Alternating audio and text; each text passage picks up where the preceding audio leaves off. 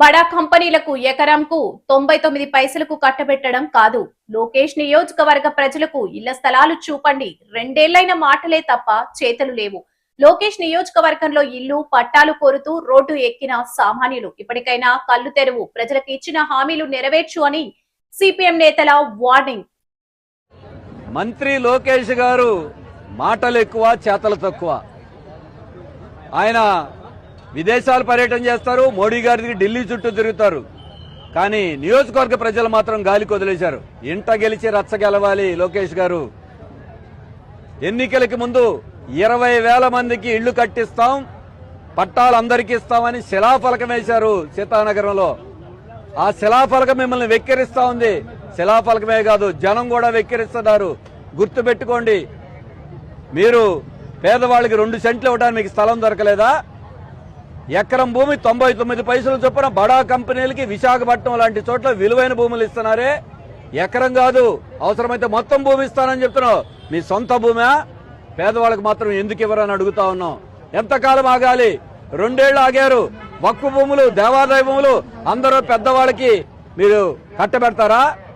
రాజధాని కోసం 50,000 ఎకరాలు ఉంటే చాలని ఇంకొక 1,00,000 ఎకరాలు భూ సమీకరణ చేస్తారు. పేదవాడికి మాత్రం ఇవ్వరా?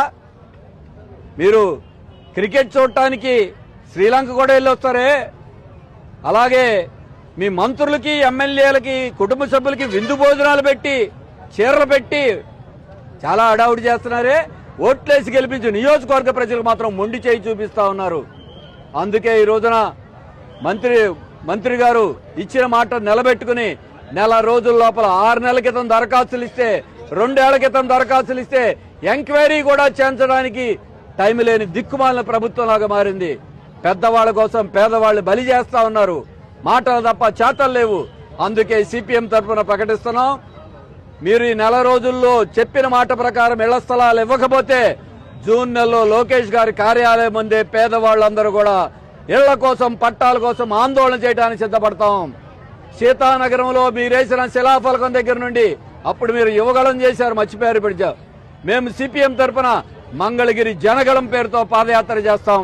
ఆందోళన చేసి ఇళ్ల స్థలాలు ఇవ్వకపోతే ప్రభుత్వ భూముల్ని పేదలే స్థలాలని వాళ్ళ భూములు వాడే స్వాధీనం చేసుకుని ఈ రోజున పట్టాల కోసం, ఇళ్ల కోసం పోరాడతారు.